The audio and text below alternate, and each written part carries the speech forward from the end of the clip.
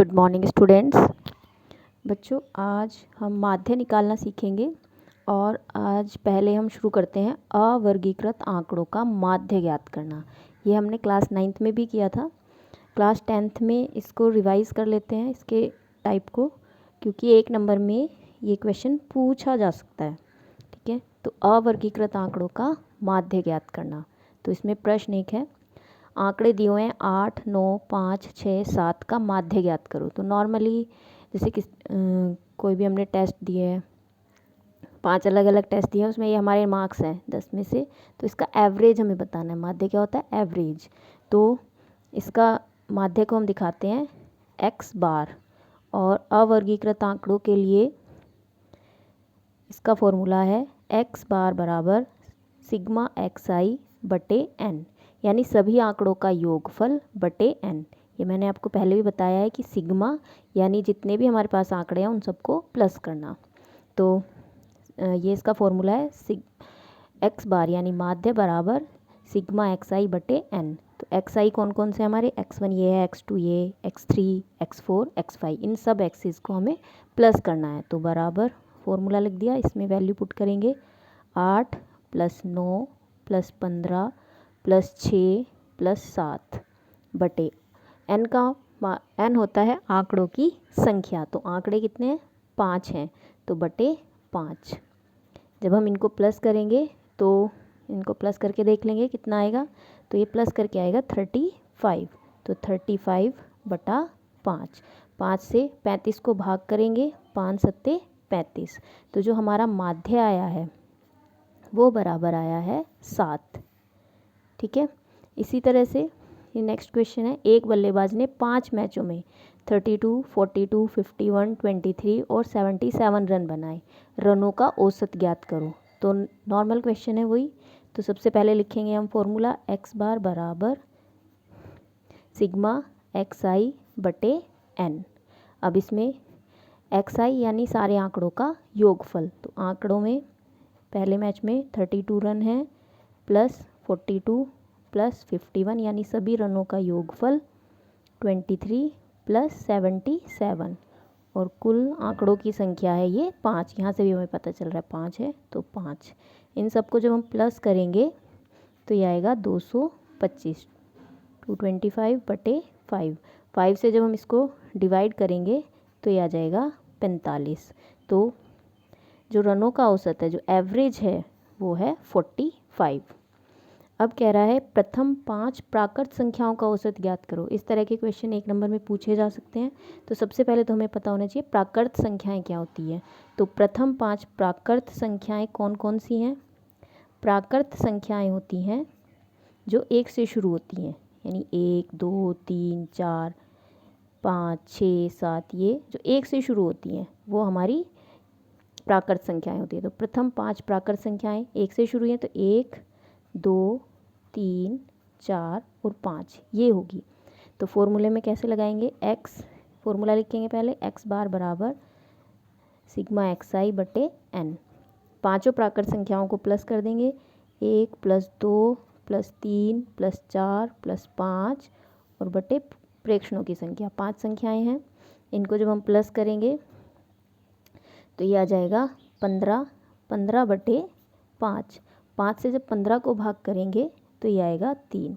अच्छा, ये by chance हुआ है कि सभी में प्रेक्षणों की संख्या 5 आई हुई है, तो ऐसा ज़रूरी नहीं कि 5 ही मिले, कोई और नंबर भी हमें हो सकता है। 6 प्राकृत संख्याओं का पूछा जा सकता है, तो फिर 6 से भाग करेंगे। ठीक है, 10 मैचों का दे सकता है तो 10 से भाग करेंगे। ठीक है, तो ये बाय चांस हो गया है कि सभी में 5-5 का आ रहा है अभी।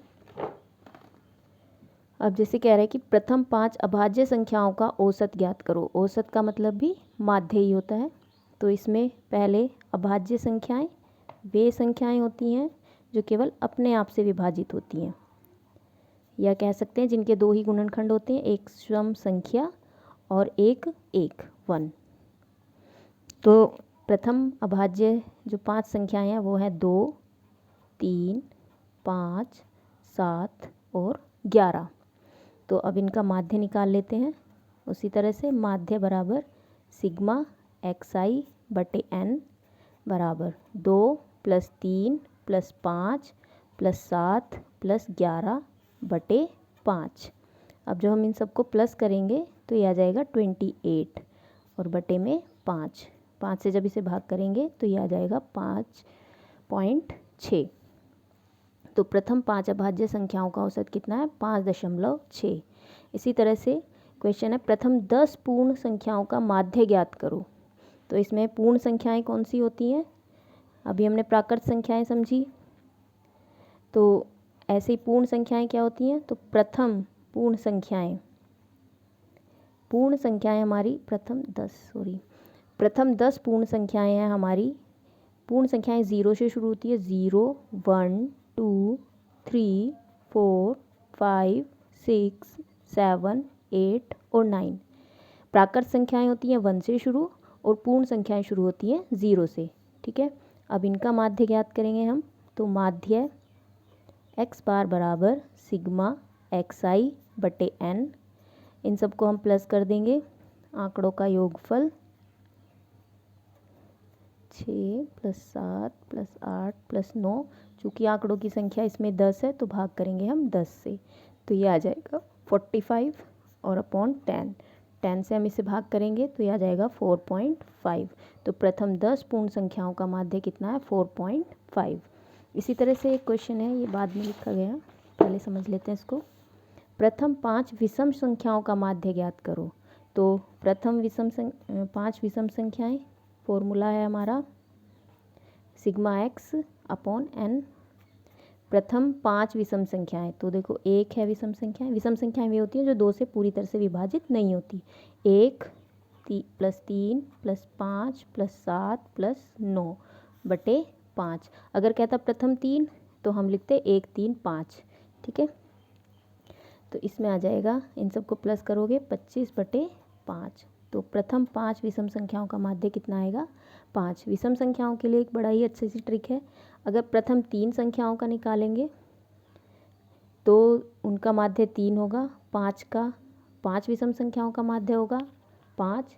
प्रथम 7 विषम संख्याओं का माध्य होगा 7। तो इसको आप याद भी रख सकते हो कि जितनी विषम संख्याएं का माध्य उसने पूछा है प्रथम से लेके प्रथम, तो जितनी विषम संख्याओं का माध्य पूछा है उतना ही आता है। ठीक है, अच्छा, इसमें थोड़ा सा क्वेश्चन आप घुमा के इस तरह से भी दे सकता है। यदि 5 प्रेक्षण हैं, 3, 5, 7, x और 11। अब इसने एक प्रेक्षण को छुपा दिया यहाँ पे और इनका माध्य दे दिया कि इनका माध्य 7 है। इनका माध्य, ये जो 5 प्रेक्षण है 3, 5, 7, x और 11, इन सब का माध्य दे दिया हमें 7। तो x का मान ज्ञात करवा रहा है। तो इस तरह के क्वेश्चन में हम क्या करते हैं, सबसे पहले फॉर्मूला लिखोगे x बार बराबर सिग्मा x/n। अब इसमें हमें जो जो चीज़ें पता है हम वो लिख लेंगे। हमें x बार पता है, यानी हमें माध्य पता है। तो माध्य कितना है? 7।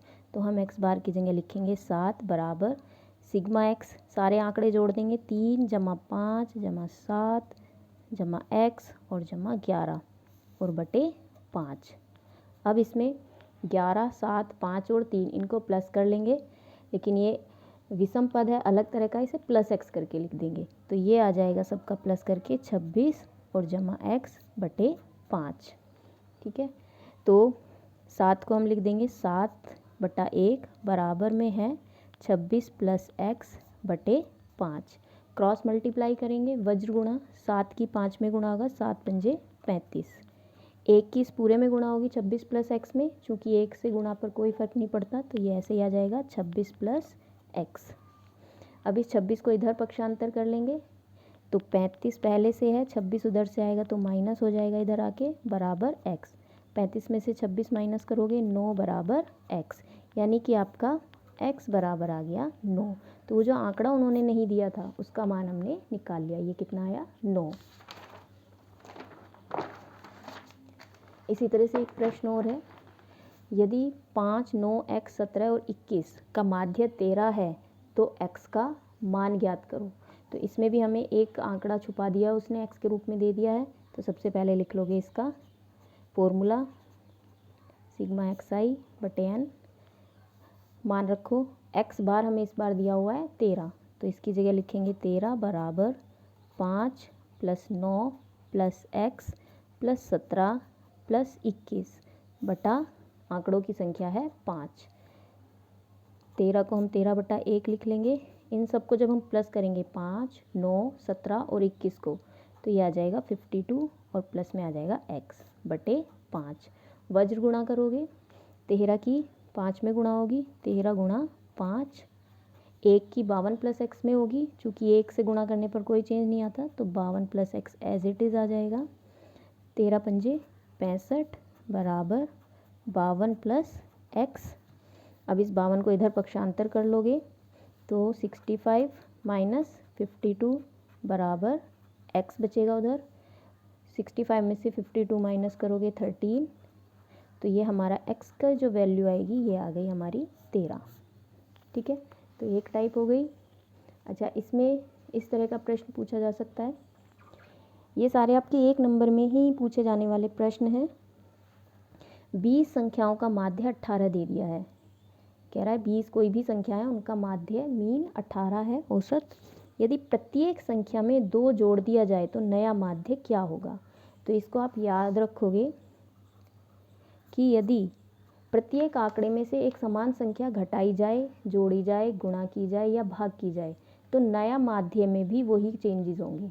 जैसे 20 संख्याओं का माध्य 18 है, प्रत्येक संख्या में 2 जोड़ दिया जाए तो माध्य में भी 2 प्लस कर दोगे, तो जो नया माध्य आएगा, नया माध्य जो होगा वो हो जाएगा 18 पहले था, प्रत्येक संख्या में 2 जोड़ा है तो माध्य में भी 2 जोड़ दो, तो नया माध्य हो जाएगा 20। सपोज करो प्रत्येक संख्या में 2 को वो घटा देता, तो नए माध्य में से भी आपको 2 घटा दोगे तो ये नया माध्य 16 हो जाएगा।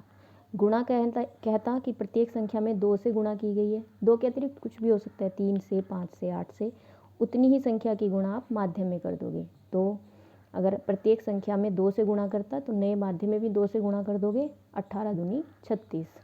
इसी तरह से भाग का है, 20 संख्याओं का माध्य 35 दिया है। यदि प्रत्येक संख्या में 5 से भाग दिया जाए तो नया माध्य क्या होगा।